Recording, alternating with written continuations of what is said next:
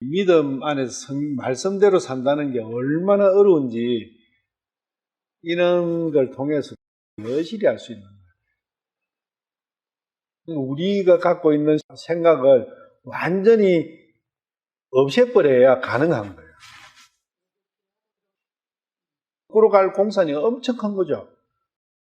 마르다가 거꾸로 간다고 어떻게 생각하겠어요? 그리고 우리 마음에서 이런 문제가 생길 수 있어요. 그러면 아무것도 안 해라는 말인가? 그럼 아무것도 안 하면 되는가? 답 없죠.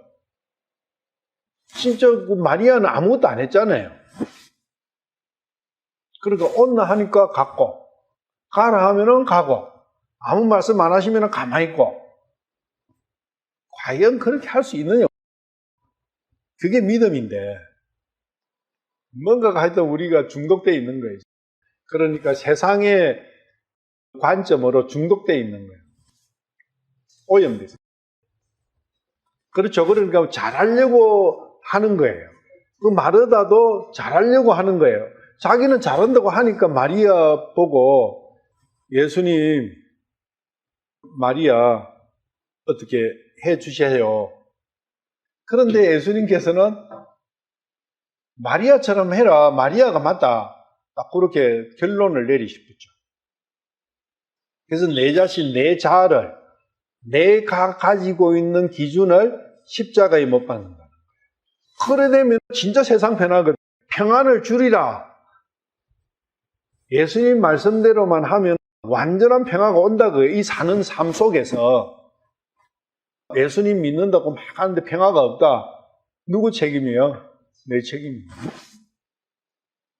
믿고 신앙생활을 한다면서 근심 걱정, 복잡한 거 이런 게 있다는 것은, 평화가 없다는 것은 자기 책임이죠. 그리고 그것은 믿음의 생활에서 벗어나 있다는 거. 그러니까 완전한 신앙생활을 예수님 말씀대로 하면 바보 위반이 된다는 거예요. 확실하게. 톨스토이는 그걸 알았던 거죠. 톨스토이는 사복음서만 반 사람이에요. 사복음서하고 구약만 반 사람이거든요. 그래서 사복음서 속에서 톨스토이가 알아낸 거예요. 바보 위반처럼 사는 거야말로 믿음 안에 사는 거다. 그런데 바보 위반처럼 살기가 얼마나 어려운지 몰라요. 진짜 믿음 없으면은요, 절대 그래 살 수가 없어요. 세상에서 바보가 돼야 된다. 오늘은 일요일날 유혹기 해야 되는데, 요한복음 11장 내용을 중간 정도 해버려갖고 그 부분을 계속 이어서 할 생각이에요. 요한복음 11장을 저도 준비를 하면서 드는 생각이, 내 생각 기준으로 성경을 보고 있다. 하나님의 관점으로 성경을 봐야 되는데 내 관점에서 성경을 보고 있는 여기에서 많이 실수하고 있다는 것을, 내 생각을 어떻게 뺄 것이냐. 믿음은 내 생각을 빼는 거예요. 내 생각을 뺀다는 게 내 자아를 죽이는 거예요. 나를 십자가에 단다는 의미가 갈라디아서 2장 20절처럼 내 자신을 십자가에, 특히 마태복음이나 여러 복음서에서 예수님께서 십자가를 지고 나를 따르라. 그 십자가를 지는 게 내 자아를 십자가에 다는 거예요. 그럼 내 자아가 없어져 버리지 않습니까? 내 생각이 없어져 버리는 거예요. 과연 내 생각 없이 살 수 있느냐? 지금 예수님께서는 그걸 나에게 물어보고 계시는 거예요. 너 생각 없이 살 수 있느냐? 오직 내 말에 따라서만 너는 살 수 있느냐? 그게 믿음이라고 정의를 해주시는 거예요. 나사로가 병이 들은 것은 약해졌지 않습니까? 자아가 약해진 거예요. 여기서 육신적인 병도 이야기가 되지만 본질은 내 자아에 대한 거다. 내 마음에 대한 거다. 이 나사로의 마음은 약해질 대로 약해진 거예요. 자기 자신에 대해서. 그래서 예수님께서는 약해졌다는 소리를 들으시고 이틀을 더 머무시는 거예요. 거기에서. 어떻게? 완전히 십자가에 매달릴 수 있도록. 자기 자아를 완전히 죽어야, 자기 자아가 완전히 죽어야 믿음으로 이행되니까. 그 과정에서 마리아와 마르다는 두 사람을 등장시켜서 비교를 해주시는 거예요. 마리아는 믿음에 의해서 살아가고 있고 마르다는 자기 자아로서 살아가고 있다는 거예요. 자기 생각으로. 그게 자기는 잘하는 걸로 생각하는 거예요. 그런데 나사로는 자기 힘으로, 자기 생각으로, 자기 기준으로 살아가는 그거에 대해서 환멸을 느끼고 한계를 느끼고 그것과 자기의 계획과 자기의 생각과 자기의 기준, 자기의 경험, 자기의 학식 이런 모든 자기가 들어가는 거기로부터 탈출하고 싶은 거예요. 나사로는. 그래서 예수님께서는 그렇게 하려면 죽어라. 죽어야 된다. 그래서 기다리신 거예요. 저번 시간에는 마르다까지 이제 했죠. 마르다까지 했는데 오늘은 마리아에 대해서 좀 보죠. 2절. 그 마리아는 향유를 주께 붓고 자기 머리털로 그분의 발을 닦던 자더라. 그녀의 오라비 나사로가 병들었더라. 이 말씀은 12장에 나와요. 그 다음에. 그러니까 나사로가 부활하는 이 사건을 끝나고 그 다음에 나오는 사건이었는데 거기에서 11절에서 그것을 가져다가 이렇게 표현해 주는 거예요. 왜 지금 나사로 이야기에서 마리아 이야기가 이런 형태로 들어가야 되느냐. 마리아의 마음의 상태를 보여주지 않습니까? 주님에 대한 마리아의 상태. 이 향유는 향을 내는 것은 기도라는 걸 우리가 알죠. 향은 기도예요. 성도들의 기도라고. 그래서 자기는 오직 기도로서 살고 있는 거예요. 그거 기도는 믿음에서 기초하는 거죠. 믿음이 빠진 기도는 그것도 자기 생각이에요. 그러니까 까웅지 빼봐. 주세요, 주세요. 그 기도는 자기 생각이죠. 그 기도는 하나님께서 받아주지 않으신다는 거. 하나님께서 받아주시는 기도는 하늘 것에 대한 간구에 대해서는 들어주시는 거예요. 그 하늘 것은 하나님의 것이잖아요.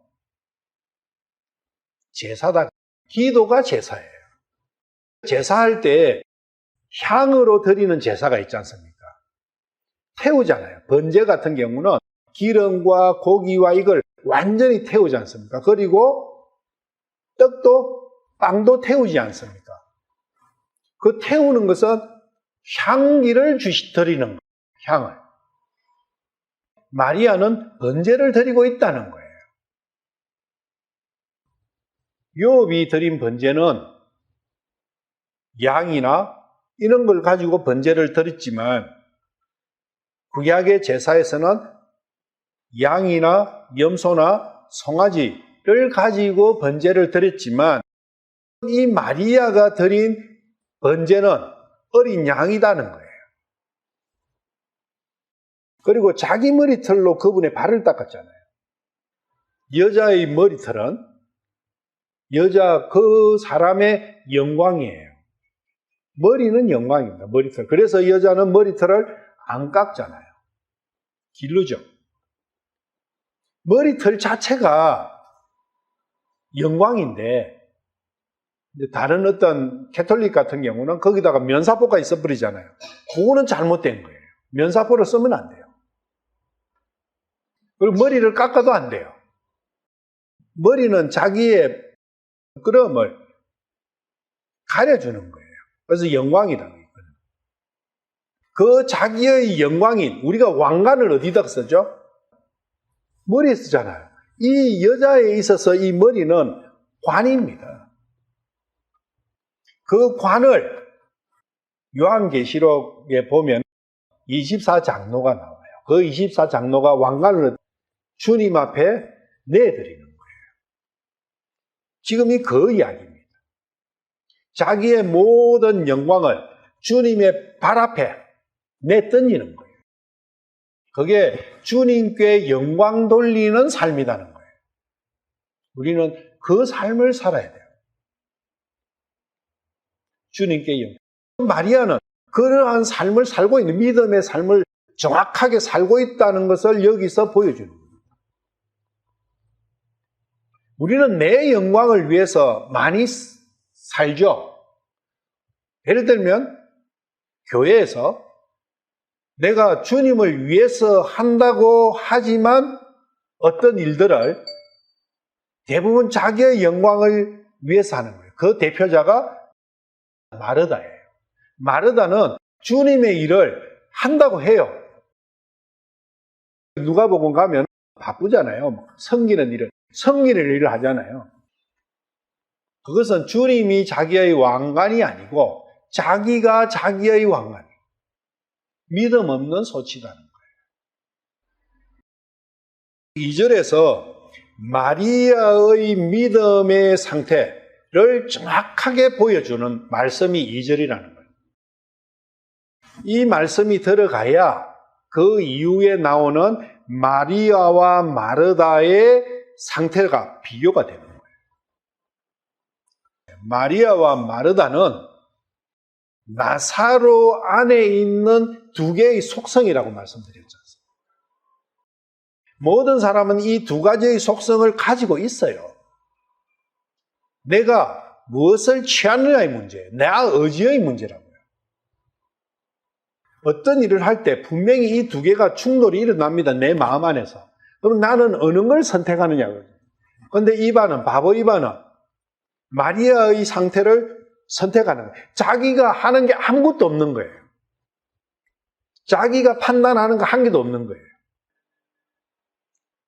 돈을 벌려고 애를 쓰는 게 아니라 있는 돈도 무가치하게 여겨버리는 거예요. 영광을 얻으려고 형은, 바보 이반의 형은 두 형이 있었지 않습니까? 한 개는 돈 세고, 형 둘이가 있었는데 한 개는 돈 세고 하나는 영광, 그러니까 세상의 영광, 왕이 되는 거잖아요. 권력을 탐하거든요. 그런데 그 권력을 탐하고 돈을 탐해봤자 그 사람들 완전히 알거지가 되고 그런뱅이 돼버리는 거예요. 세상에서 쫓기는 신세가 돼버리는 거예요. 왕은커녕. 그러니까 누구한테 옵니까? 둘 다 이반한테 와서 살려줘 하는 거예요. 근데 이반은 다 가지고 있는 거예요. 하나도 이반은 욕심내고 한 것도 없고 그걸 하려고 막 힘쓴 것도 없는데 결국은 힘쓴 사람이 가만히 있은 사람한테 와서 빌붙는 거예요. 이게 비밀이라는 거죠. 우리는 항상 반대로 가 있다는 거예요. 그러니까 정확한 믿음의 삶을 살면 얼마나 편안하겠습니까? 얼마나 평화롭습니까? 그러니까 예수님께서 내 멍에는 쉽고 가볍다. 나에게로 온나 완전한 평안을 주겠다. 그런데 믿음의 첫 발을 내디는 그 순간부터 우리는 고뇌와 번뇌와 힘듦의 스타트다. 이렇게 생각하고 있을 수가 많죠. 그것은 하나님의 뜻하고 반대로 가 있는 거예요. 그건 순전히 자기 책임이에요. 핑계 못 댄다는 거예요. 3절에 그러므로 그의 누이들이 그분께 사람을 보내어 이르되 주여 보소서 주께서 사랑하시는 자가 병들었나이다 하며 두 사람이 공동으로 사람을 보냈어요. 예수님께. 그러면 이럴 때 마리아는 무엇을 기대하고 보냈고 마르다는 무엇을 기대하고 보냈겠느냐? 분명히 사람이 보낼 때는 기대하고 보냈지 않습니까? 반대의 생각을 가지고 사람을 보낸 거예요. 마르다는 세상적인 것, 눈에 보이는 물질적인 이 육신을 가지고 사람을 보냈고 마리아는 2절에 보면 100% 영적인 문제를 가지고 보낸 거예요. 그래서 나중에 주님께서 여기 계시더라면 내 오라비가 죽지 않겠다. 거기서 알 수가 있는 거예요. 마르다는 육신의 죽음, 그걸 가지고 예수님께 부탁하러 보낸 거예요. 마리아는 영적인 죽음을 가지고 예수님께 보낸 거예요. 그래서 여기 보면 사람들도 두 부류로 딱 나눠져요. 마리아를 따라다니는 사람이 있고 마르다를 따라다니는 사람. 마리아를 따라다니는 사람은 같이 울어줘요. 애통해. 그런데 마르다를 따라다니는 사람은 바리새인들한테 가서 고자질을 해. 그러니까 바리새인들이 회의를 모집하죠. 회의를 해가지고 저건 절에 놨다가는 안 되겠다. 죽여버리자. 나사로까지 같이 죽여버리자. 그런 것이 나오도록 촉발한 게 마르다를 따라다닌 사람들이었다는 거예요. 예수님을 죽이는 거. 예수님을 죽이는 시초가 됐다는 거예요. 그게 마르다가. 자기는 자기 열심을 낸 거예요. 하나님을 위해서 열심을 낸 거예요. 그런데 믿음 없는 열심은 예수님을 십자가에 못 박는 그런 상황이 되어버린다. 주께서 사랑하시는 자가 병들었다. 마르다는 육신의 병을 받고 마리아는 영적인 병을 받은 거예요. 영적인 병이 선악과의 독에 오염된 상태지 않습니까?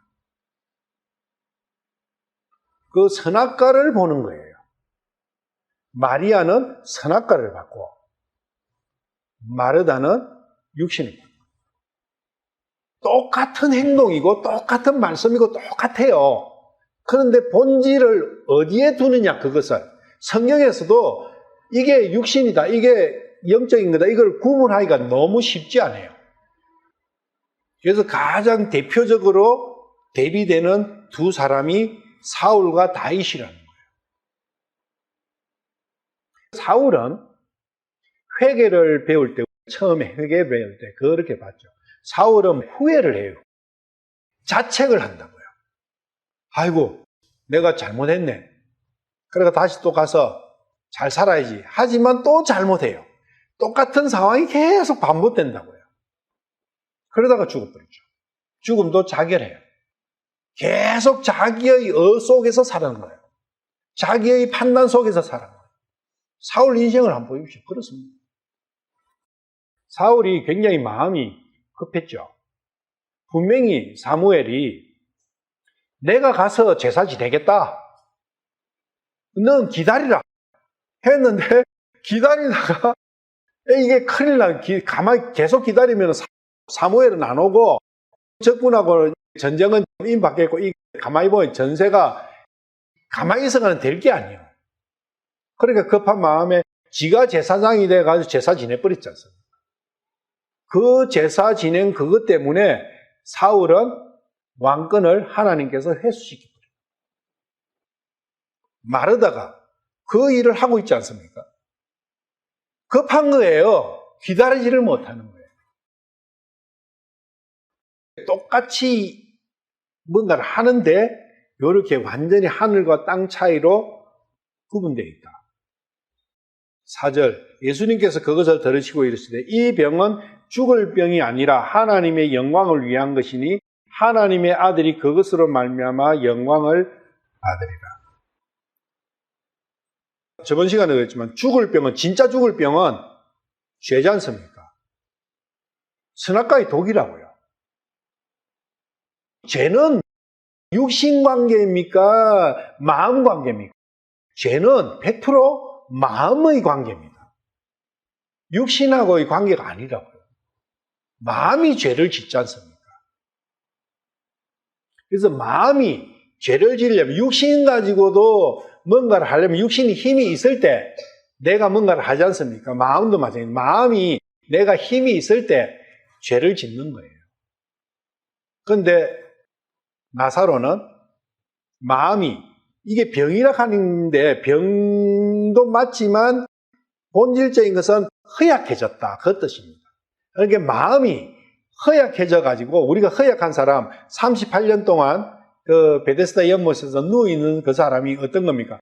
앉아있을 힘도 없어가지고 누워있는 사람을 이야기하지 않습니까? 그 사람의 마음이 그렇게 허약하다는 거예요. 허약하면 자기가 뭔가 활동을 할 수 없지 않습니까? 그럼 죄를 지을 수 없잖아요. 완전한 안식이죠, 사실은. 지금 나사로가 거기에 빠져 있다는 거예요.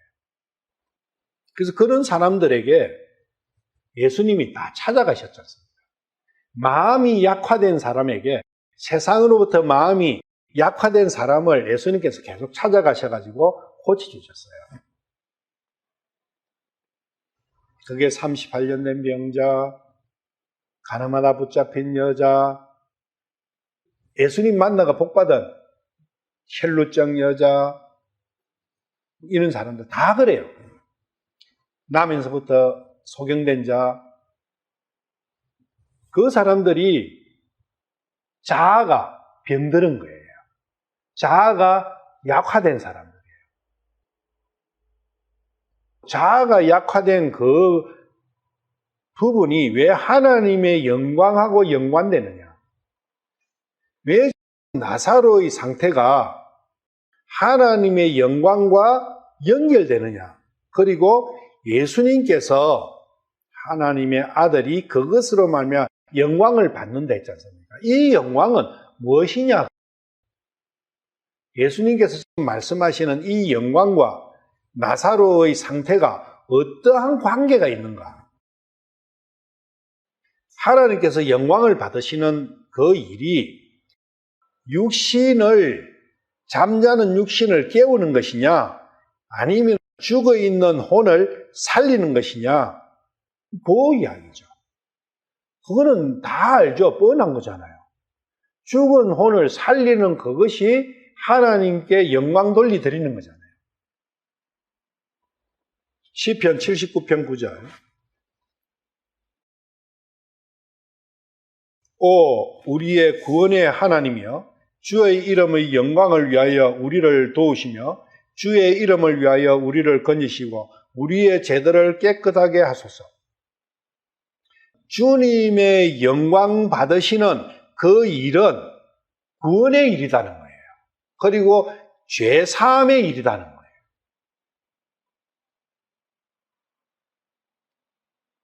그러면 구원은, 죄 사함은 무엇하고 연관되는 거예요? 육신하고 연관됩니까?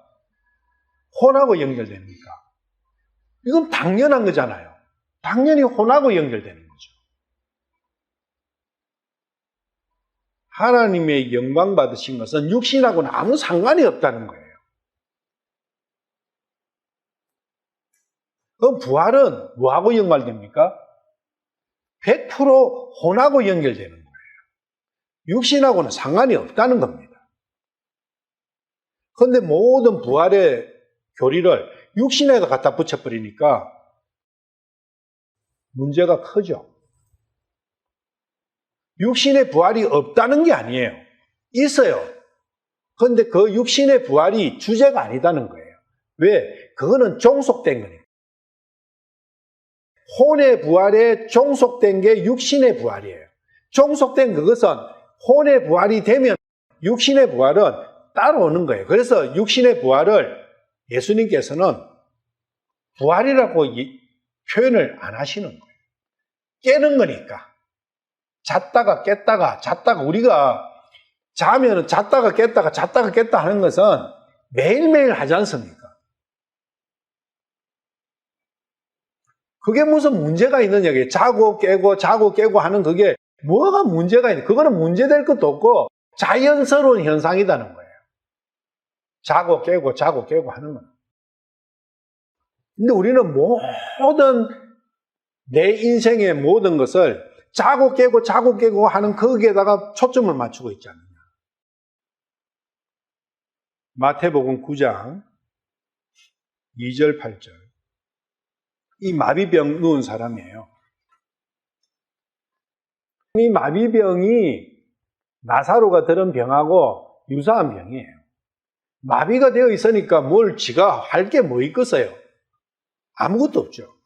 오라 그들이 마비병으로 자리에 누운 사람을 그분께 데려오거늘 예수님께서 그들의 믿음을 보시고 마비병 환자에게 있을 때 아들아 기운을 내고 네 죄들을 용서받을지어라 하시네. 마비병하고 죄하고 연결시켜 버리는 거예요. 그러면 마비병이 육신의 마비병이라고 생각하면 연결이 안 되지 않습니까? 육신의 마비병하고 죄하고 무슨 상관이 있습니까? 대래 상관이 없죠. 더 마비병이 들었으니까 꼼짝달싹도 못하니까 자기가 무슨 죄를 지을 수 있겠어요. 이것은 영적인 거라는 걸 이야기하는 거예요. 3절 보라 서기관들 중에 어떤 자들이 속으로 이르되 이 사람이 신성모독하는도다 하니 왜 죄들을 용서해 주는 분은 하나님밖에 안 계시는데 이게 사람이 하나님 행세를 하니까 신성모독이죠. 4절에 예수님께서 그들의 생각을 아시고 이르시되 너희가 어찌하여 마음속으로 악을 생각하느냐. 말은 안 해도 예수님은 마음을 훤히 보시니까 마음을 훤히 보시는 분이 누구예요? 하나님이시잖아요. 죄를 사하시는 분이 하나님이시잖아요. 그렇다는 것은 예수님이 하나님이시죠. 지금 계속 그 이야기를 하는 거예요. 이 사건이 무엇을 이야기하고 있냐? 바로 예수님 자신이 하나님이시라는 것을 계속 말씀해 주시는 거예요. 너걸 믿으라. 그것을 왜 못 믿느냐? 내 말로서 내가 하나님이다 이래 하는 그 말로서 못 믿겠거든. 내가 하는 일이라도 보고 믿으라. 우리가 믿는다. 예수님을 믿는다. 뭘 믿습니까? 예수님을 믿는다 하는데 그 믿는다는 그 자체가 뭘 어떻게 하는 것이 믿는 거예요. 우리는 믿는다, 예수님을 믿어야 된다, 믿는다. 말은 엄청 써요. 그런데 정작 그 믿는다는 그것이 무엇을 믿는 것이냐는 거예요. 분명히 있을 거 아닙니까? 믿으면. 저 은행은 보유금이 몇만 톤 있으니까 엄청난 돈이 있으니까 내 돈이 어떤 세계 경제가 흔들리더라도 내 돈이 떼일 염려는 없는 은행이다. 그래서 나는 저 은행을 믿는다. 그런 거지 않습니까? 그래서 내 돈을 그 은행에다가 맡기는 거거든요. 그런 형태로 믿는 데는 이유가 있다고요. 그러면 예수님을 믿으라 하는데 뭘 믿느냐는 거죠, 예수님이. 예수님께서 하나님이시라는 걸 믿는 거예요. 그걸 성경에서는 어떻게 표현해 놨느냐? 내가 하나님의 아들인 것을 믿느냐? 만약에 예수님이 하나님의 아들이시면 그분은 그리스도시잖아요. 그리스도는 두 개의 속성을 가진 분이에요. 하나는 사람의 속성을 가지시고 하나는 하나님이셔야 되겠어요. 사람이면서 하나님이신 분이 그리스도인 거예요. 그래서 예수님이 그리스도라면 예수님은 하나님이신 거예요. 그래서 전부 다 베드로 너는 나를 어떻게 생각하냐 하니까 베드로가 신앙 고백했죠. 주는 그리스도시요 하나님이다 그 이야기입니다. 그리스도시요 하나님의 아들이십니다. 그러니까 예수님께서 바요나 시모나 그것을 가르쳐 주신 분은 아버지시다. 요한복음을 적은 목적이 예수님께서 그리스도이심을 증거하기 위해서 적었다는 거예요. 바울 사도도 전도를 한 것은 뭘 했냐? 바로 예수님께서 그리스도시다. 예수님께서 바로 하나님이시다는 것을 전한 거예요. 왜 그 당시에 사람들은 하나님에 대해서는 많이 알고 있어요. 지식적으로. 그런데 하나님을 알고 있고 하나님을 믿어도 그 믿음은 의미가 없는 것이 하나님은 하늘에 계시고 내하고 직접적인 연관관계가 형성이 안 돼요. 그러면 믿음이 안 옵니다. 알고 있는 것이지. 그래서 그 믿음을 주시기 위해가 예수님께서 하나님께서 사람의 몸을 입고 오셔가지고 내가 하나님을 진짜 알 수 있게끔 진짜 믿을 수 있게끔 만들어 주신 분이 예수님이라는 거예요. 거꾸로 생각하면 예수님이 안 계셨더라면 하나님을 믿을 수 있습니까? 없습니까? 없는 거예요. 하나님이 계시다는 것을 믿게 하기 위해서는 뭘 이야기해야 됩니까? 예수님이 하나님이시라는 걸 이야기하면 되는 거예요. 만약에 예수님께서 하나님이시라면 하나님 계신 거잖아요. 왜? 예수님은 2000년 전에 역사 속에서 오신 분이니까 내 아버지가 계셨고 내 할아버지가 계신 것과 같이 예수님이 계셨던 거예요. 그것은 사실이에요. 세종대왕이 계셨고 이순신 장군이 살았고 홍자, 맹자가 살은 것은 믿지 말라 해도 믿는데 예수님이 살은 것은 이래 할 사람은 없지 않습니까? 예수님은 교과서에도 4대 성인으로 나오지만 하여튼 나와요. 계셨다 그거예요. 교과서에도 나오지 않습니까? 그런데 그분이 하나님이시란 걸 누가 믿느냐? 예수님께서 하나님이시라 하면은 확실하게 하나님은 살아계시는 거예요. 뭘 믿느냐? 예수님이 하나님이에요. 그래야 하나님을 믿을 수 있어요. 우리는 100% 하나님을 믿는다 하죠. 안 믿어요. 못 믿어요. 예수님 없이는. 예수님을 통과해야 하나님을 믿을 수 있다. 그런데 우리가 대부분 하나님이 계시다는 것을 증거를 어떤 방식으로 합니까? 진화론, 창조론 이런 거 가지고 많이 하지 않습니까? 의미 없어요. 그렇게 해가지고는 믿음이 안 생깁니다. 의미가 없어요. 그러면은 전부 다 해석 분자 돼버려요. 계신 거 어떨 때는 계셨고 어떨 때는 안 계신 것 같고. 그러니까 율법사도 영생을 얻기 위해서 뭘 해야 됩니까? 하나님을 마음을 다해서 힘을 다해서 정성을 다해서 모든 걸 다해서 하나님을 사랑하고 그 다음에 네 이웃을 네 자신과 같이 사랑하라 하니까 하나님은 사랑 다 한 거예요. 다 그래 생각해요. 하나님은 믿고 사랑한다 그래요. 그러면서 네 이웃을 예수님 네가 지금 보는 내가 네 이웃이지 않느냐. 나를 네 자신처럼 사랑해라. 그러면 하나님을 사랑하게 됩니다. 왜? 예수님이 하나님이시니까. 그런데 우리는 그걸 분리시키라고 보는 거예요. 예수님을 사랑하지 않으면 사랑이 뭐냐 이러면 맡기는 것이 사랑이에요. 믿는 것이 사랑하는 거라고. 진짜 사랑한다면 무엇이 일어나야 됩니까? 사랑하는 상대방을 위해서 내 생명을 내놔야 됩니다. 그게 사랑이에요. 생명을 주지 않는 상황에서의 사랑은 헛사랑입니다. 그럼 하나님께서는 예수님께서는 나를 사랑하셨습니까? 안 했습니까? 사랑하셨잖아요. 2000년 전에 생명을 주셨잖아요. 영원 전에 주셨어요. 사실은 영원 전에 주셨어요. 자기의 생명. 그러니까 먼저 주님께서는 나를 먼저 사랑하셨죠. 그러면은 서로가 무슨 뜻이냐? 서로 one another예요. 절대로 each other이 아니에요. one another, 서로라는 그 말 자체가 두 가지로 번역이 될 수 있어요. each other, one another. each other은 우리가 생각하는 것과 똑같아요. 내 주위에 있는 모든 사람을 사랑하라 그 이야기. 그런데 성경에서는 그거 아니에요. one another입니다. one another는 상대가 있다. 그러니까 나를 사랑하는 상대를 내가 사랑하는 것이 one another예요. 이제 예수님께서는 내가 너를 사랑했으니까 너도 나를 사랑하라 그 말씀이에요. 우리가 이웃이라는 그 자체의 정의부터가 뚜렷하지 않습니까? 나를 원수 삼는 사람이 내가 사랑한다 해서 이웃이 됩니까? 안 되잖아요. 그런데 우리는 노숙자한테 가서 사랑을 베풀어. 그게 사랑이 됩니까? 서로 사랑하라 했는데 나는 사랑을 줄지언정 그 사람은 안 주죠. 노숙자가 아이고 네 밥까지 왔네. 내일도 가져와. 멸시하죠. 우리가 사랑해야 될 분은 오직 예수님 한 분뿐이에요.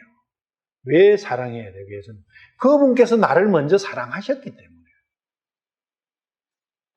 어느 정도로? 자신의 생명을 나에게 내어주신 거예요. 나를 위해서. 그게 사랑이다. 생명이 결부되어 있지 않는 것은 내 생각 속의 사랑이지 사랑 아니에요. 돈 몇 푼 집어주고 옷 몇 가지 뭐 어떻게 하고 음식 몇 가지 사랑 아니에요. 그거는. 우리 사랑을 잘못 알고 있어요.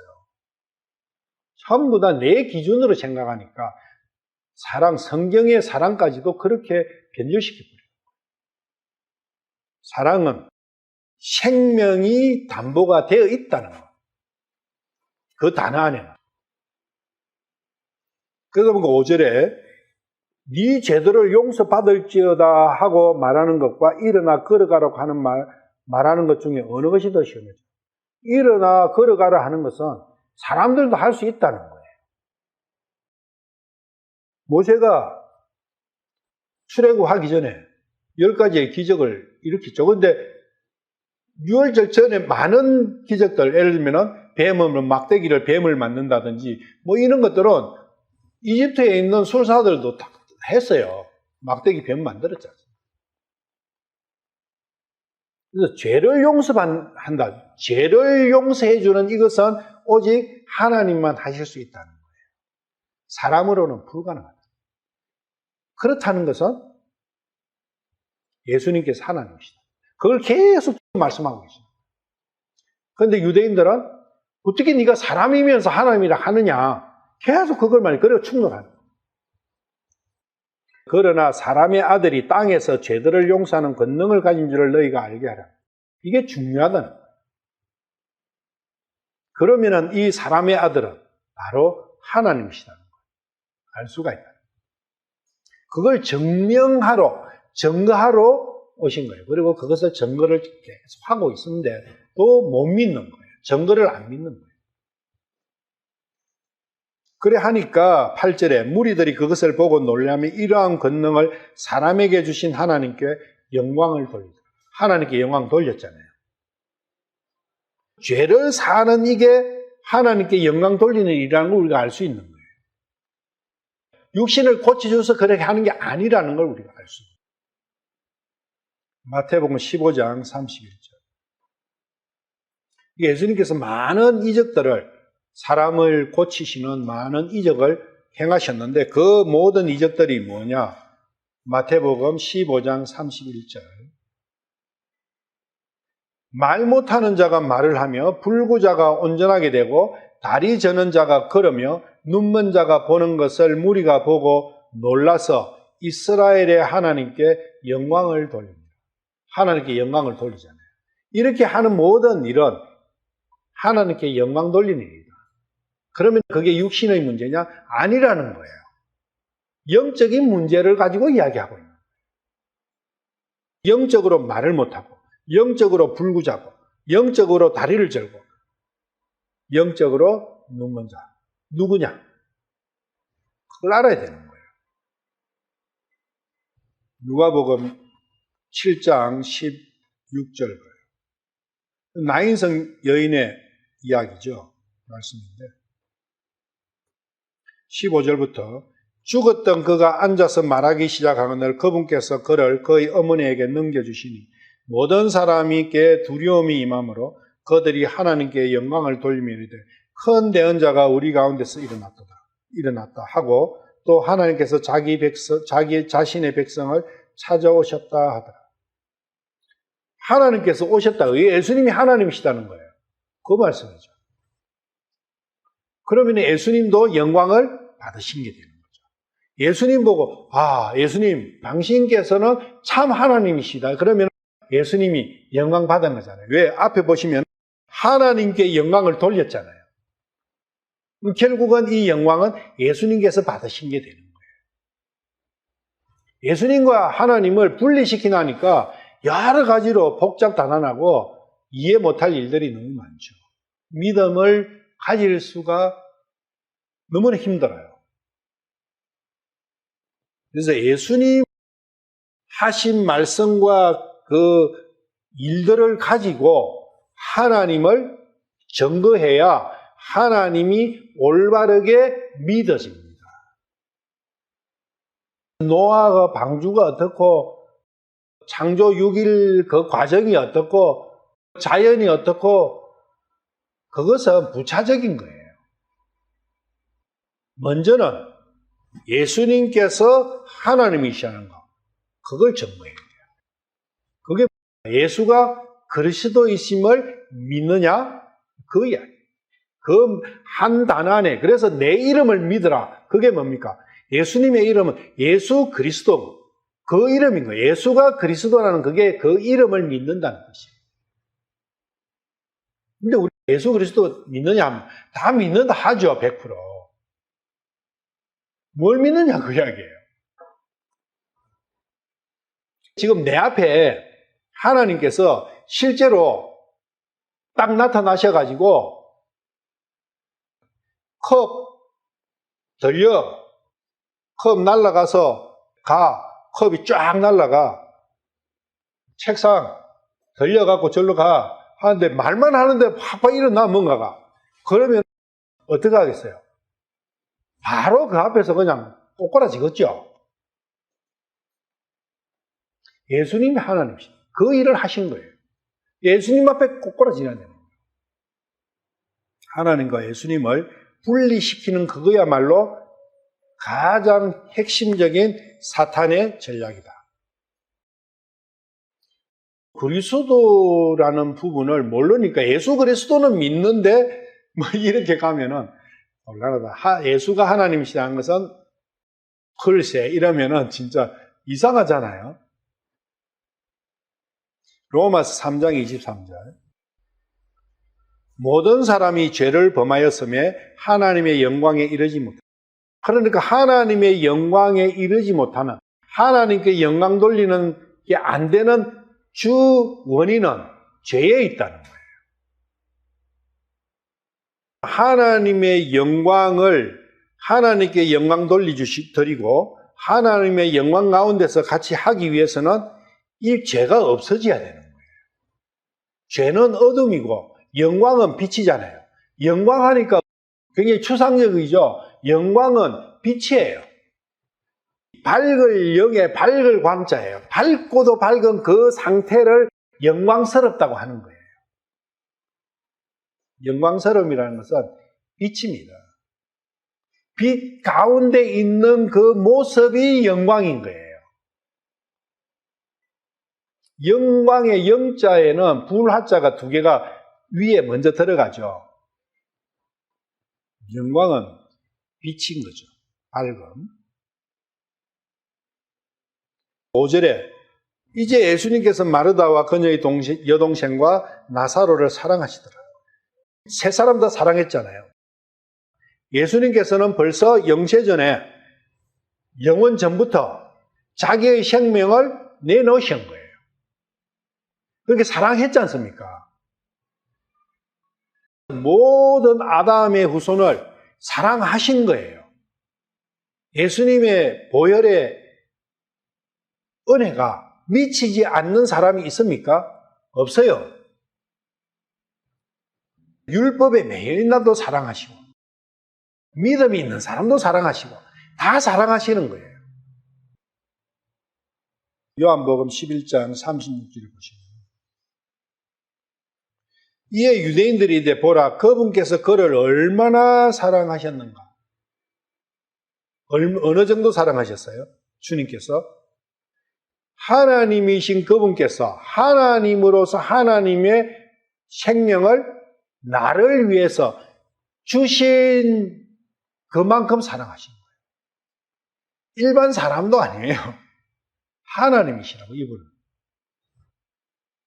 이 사랑하셨어요. 그죠? 이 과거 완료형으로 나왔지 않습니까? 사랑하셨는가? 사랑하신 거예요. 영원 전부터. 그래서 이 사랑을 주님께서 나에게 퍼부어 주신 그 사랑을 느끼기만 하면은 믿음은 오는 거예요. 못 느낄 뿐이죠. 요한복음 15장 9절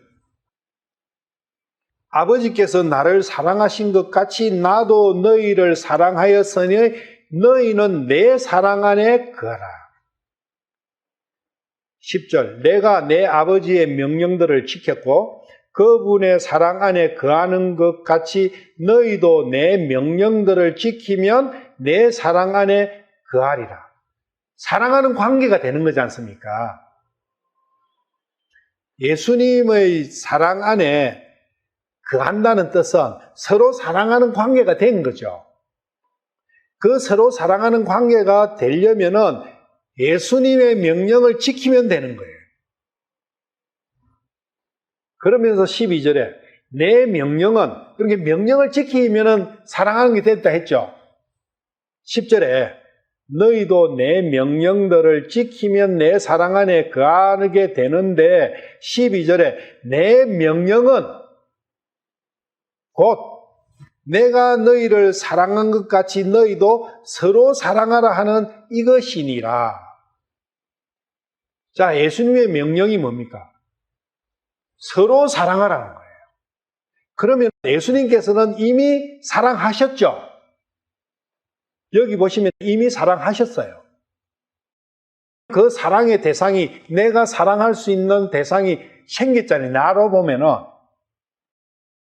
그 대상, 그분을 사랑해요. 서로 상관관계 되는 거기에 사랑을 할 때 one another, 서로라는 단어를 쓰는 거예요. 불특정 다수가 아니에요. 서로는. 대상이 명확하게 정해져 있는 겁니다. 이 서로는. 예수님의 명령은 뭐냐? 내가 너희를 사랑한 것 같이 너희도 나를 사랑해라. 그게 명령이에요. 그러면 사랑의 관계가 형성되죠. 예수님의 사랑 안에 내가 거하게 됩니다. 이 사랑은 뭐냐? 13절. 아무에게도 자기 친구들을 위해 자기 생명을 내놓는 것, 이것보다 더 큰 사랑은 없나니. 예수님께서는 예수님의 하나님의 생명을 나에게 주셨어요. 그래서 그 사랑의 표현을 해 주셨어요. 그럼 나는 내 자아 생명을 죽여버리는 거예요. 그것이 내 생명을 예수님께 드리는 거예요. 그러면 서로 생명을 주고받고 했지 않습니까? 그러니까 사랑의 관계가 형성된 거예요. 나의 생명은 내가 붙들고 있고 예수님께서 생명 주신 그걸 받고 나 사랑받아서 의미가 없어요. 서로 사랑하는 관계가 될 때 한 몸이 되는 거예요. 한 몸의 개념입니다. 이웃이라 하니까 전부 다 그걸 이 세상에 있는 인간 대 인간의 관계로 받아들여 버리지 않습니까? 그러면 이 요한복음 15장의 말씀은 헛것이 돼버리죠. 여기 분명히 9절부터 13절까지가 예수님과 나의 관계에 대해서 말씀하고 계시는데 여기에서 갑자기 예수님을 빼버리고 내가 세상 사람들, 불쌍한 사람들 찾아다니면 그게 여기에서 무슨 형성되냐고요. 이 말씀이 아무 상관없는 말씀이 돼버리죠. 요것만 따로 떼내야 돼. 그리고 단어가 써진 그 단어의 본질 의미도 완은하더라는 거. 영어 사전에 완은하더를 해가지고 찾아보세요. 상대가 있다. 나를 사랑한 그 상대를 내가 사랑하는 그것이 완은하더라. 딱 나와 있어요. 요한복음 16장 25절. 내가 이 일들을 비유로 너에게 말했거니와 때가 이르면 내가 다시는 비유로 너에게 말하지 아니하고 아버지에 대하여 분명히 너에게 보이리니. 예수님께서 하나님 아버지를 분명히 보여준다 그거예요. 내가 다른 말할 필요가 없는 거예요. 하나님이 계시다 안 계시다, 하나님이 뭐 어떻다 이야기할 필요가 없는데 분명히 보여주신다는 거예요. 보면은 믿지 않습니까? 보고도 못 믿는 사람이 어디 있어요? 그 날에는 너희가 내 이름으로 구하리라. 내가 너희를 위해 아버지께 기도하겠다고 너희에게 말하지 아니하노니 이는 너희가 나를 사랑하였으며 또 내가 하나님으로부터 나온 줄을 믿었으므로 아버지께서 친히 너희를 사랑하시기 때문이라. 지금 계속 이 말씀의 본질은 하나님과 나는 하나이시다. 내가 하나님이다. 그걸 계속 말씀하고 계십니다. 예수님을 사랑한다. 그게 무엇이냐 하면은 추상이에요. 그것은 다름 아니에요. 예수님이 하나님이시라는 걸 믿는 그게 예수님을 사랑하는 거예요. 그래 되면 어떤 현상이 벌어지냐? 내 자신을 버리게 됩니다. 사랑하는 두 사람이 있어요. 남녀가. 그런데 사랑한다고 하는데 맨날 하는 거는 각자가 자기 것만 주장해요. 그러면 그게 사랑이겠어요? 아니죠. 예수님께서는 나를 사랑하셨는데 나는 항상 내 것만 주장해요. 그러면 사랑이 됩니까? 내가 거절한 거예요. 이 나사로 이야기에서 그걸 말씀하시는 거예요. 어떻게 너희는 나를 사랑한다 하면서 믿는다 하면서 너를 주장하느냐? 누가복음 10장 25절부터 37절까지 잘 알죠. 우리가 선한 사마리아인. 그래서 선한 사마리아인의 이야기다. 이게 선한 사마리아인이라는 말은 없어요. 사마리아 사람은 나오지만 앞에 선을 붙인 그건 없어요. 사람이 만들었어요. 사람이 하나님을 당신은 이러니까 이렇게 불러야 돼 하고 이름을 한 개 지어줬다니까요. 하나님의 이름을. 이게 말이나 되냐고요. 하나님께서 나를 보시는 관점에서 이 구절을 제목을 붙이려면 제목을 붙여야 돼요. 누가복음 10장 25절부터 30절까지는 제목을 뭘로 붙여야 돼요? 붙인다는 거예요. 그렇죠. 강도 만난 자의 이야기라 해야 되는 거예요. 강도 만난 자가 거기서 벗어나려면 어떻게 해야 되는가에 대한 말씀이다. 그렇게 돼야 되는 거예요. 제목을 붙이자면은. 그런데 강도 만난 자는 싹 빠져버리고 내가 하나님께 타이틀을 한 개 붙여드리는 거예요. 강도 만난 자는 어떻게 했습니까? 그 사마리아 사람에게 완전히 맡겨버렸잖아요, 자기가. 그 강도 만난 자는 사마리아 사람을 사랑한 거예요. 그런데 먼저는 어느 분이 사랑했어요? 사마리아 사람이 강도 만난 자를 먼저 사랑했어요. 왜? 포도주와 기름을 먼저 부었잖아요. 그 사랑을 받아들이느냐, 안 받아들이느냐. 거기에 믿음이 있다고. 믿으면 받아들이게 되는 거예요. 사랑의 고백을 누가 했는데 딱 보니까 내가 봐도 거짓이야. 그러면 받아들여요? 안 받아들이죠. 요한 1서 2장 10절 11절 자기 형제를 사랑하는 자는 빛 가운데 거하며 그 속에 걸려 넘어지게 할 것이 전혀 없으나 자기 형제를 미워하는 자는 어두운 가운데 있고 어두운 가운데 걸으며 자기가 어디로 가는지 알지 못하나니 이는 그 어둠이 그의 눈을 멀게 하였기 때문에. 자기 형제가 누구예요? 예수님이에요. 하나님의 위대하심이, 나를 사랑하심이 한도 끝도 없는 이유가 그 하나님께서 나의 형제로 오셨다는 거예요, 여기에. 아담의 몸을 입고 왔으니까 아담은 모두가 다 형제잖아요. 한 하나님께서 혼을 다 같이 만들어 주셨어요.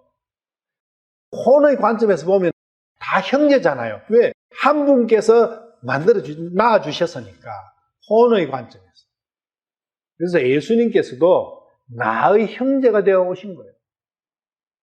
자기 형제라 하니까 이 말씀을 이해가 안 되는 거예요. 내 형제 누구 있는데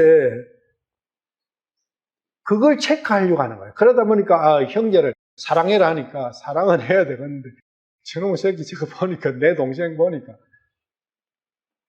교회 안에서도 마찬가지.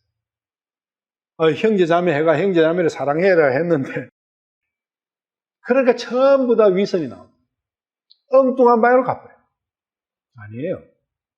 자기 형제는 예수님입니다. 이웃도 오해를 해버렸죠. 여기 자기 형제도 오해를 할 수 있어요. 그래서 자기 형제를 사랑하는 자는 빛 가운데 거하며 그 속에 걸려 넘어지지 않는 빛 가운데 거하게 되고 사랑하는 자는 빛 가운데. 예수님을 사랑하면 예수님 빛이시니까 예수님의 영광 가운데서 그 빛 가운데서 걷는 거예요. 그런데 자기 형제를 미워하는 자, 이게 미워하는 단어도 생각을 해보셔야 돼요. 미워한다는 뜻은 배척한다 이런 뜻이에요. 그래서 예수님을 배척해버리는 거예요. 그러면 배척해버리면 함께 안 다니잖아요. 함께 안 다니니까 빛이 없죠. 예수님께서 빛이신데.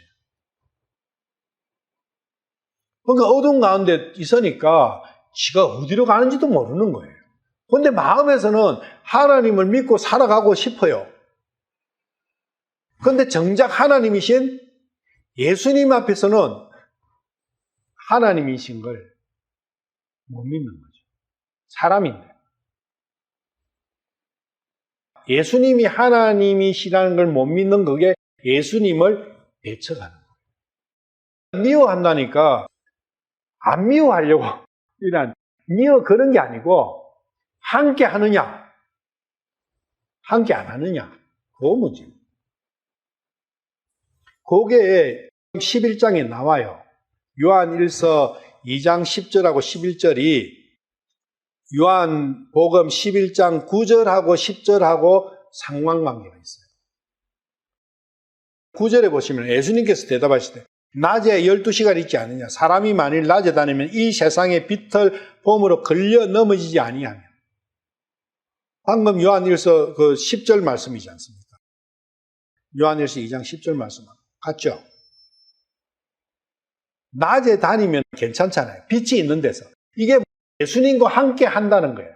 예수님과 함께 있으면 너희들이 나를 사랑하게 되면 나와 함께 있을 텐데 그러면 걸려 넘어지지 않는다.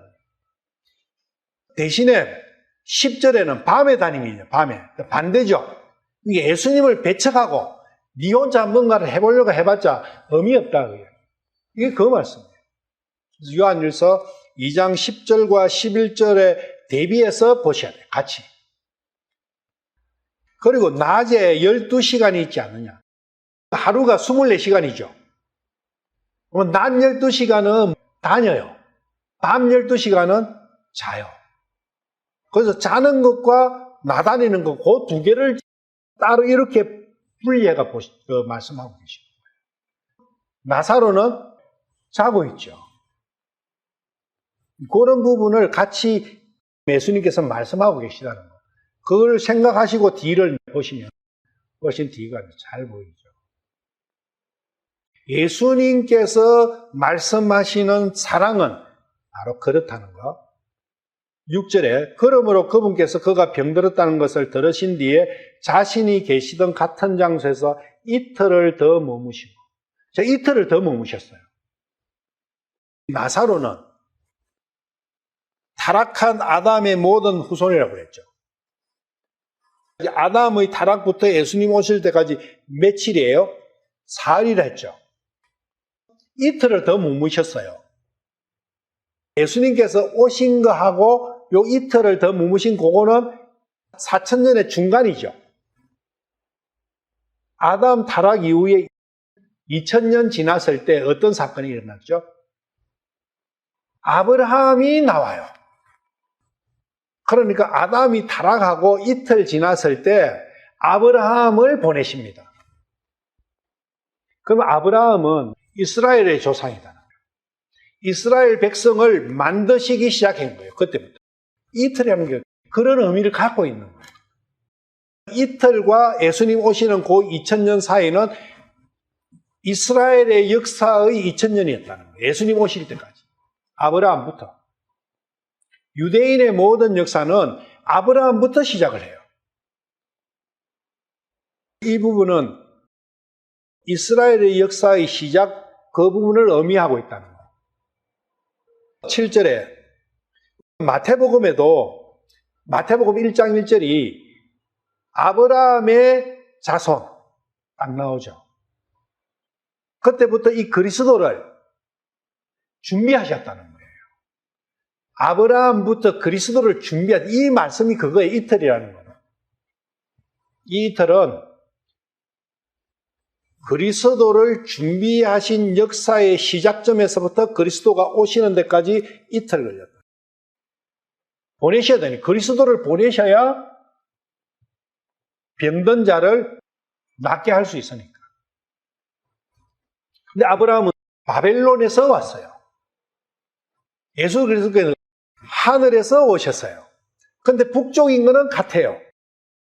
가나안으로 봤을 때 지도상으로 바벨론은 북쪽이지 않습니까? 성경에서는 항상 북쪽이 하나님 계시는 하늘나라로 표현이 됩니다. 그렇지만 실제로는 아브라함은 세상의 제약 가운데서 빠져나왔고, 그 바벨론의 도시는 누구의 도시냐 하면은 사탄의 도시입니다. 요한계시록에서 바벨론이 무너지지 않습니까? 애굽은 세상이에요. 바벨론은 종교입니다.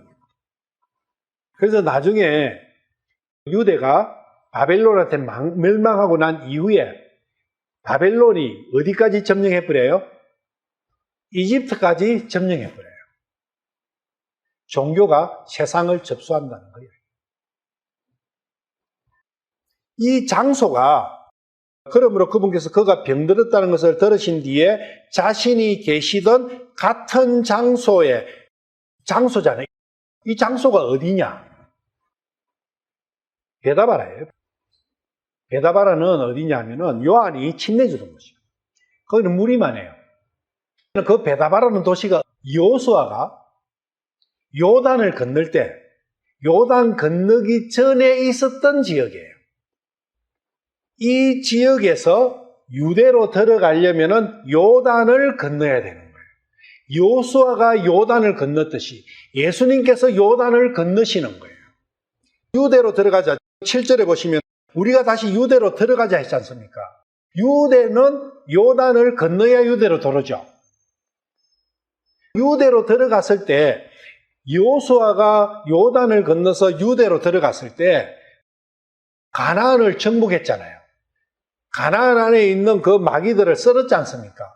예수님께서도 요단을 건너셔가지고 가나안으로 들어서 내 가나안으로 들어서 내 안에 있는 악의 무리들을 정리를 하시는 거죠. 그거 하시겠다는 거예요. 유대에 들어온다는 게 예수님께서 유대로 들어오셔야 돼요. 유대로 안 들어오시면 아무 일도 안 일어납니다. 요 다음에 더 그러한 부분들이 그 이야기가 될 거예요. 그래서 유대로 들어오신다. 그리고 이틀, 유대로 들어가자. 8절부터 돌 이야기도 나오고 12시간, 낮, 밤 이런 말씀들이 계속 나오는데 깊이 있는 부분이고 이런 부분들이 정확하게 되면 성경 전체를 한번 보게 이 나사로 이야기 안에는 성경 전체의 이야기가 녹아 들어가 있어요. 그냥 나사로 그냥 한 개 죽은 게 툭 살아나 그런 거 아니에요. 오늘 마칠게요.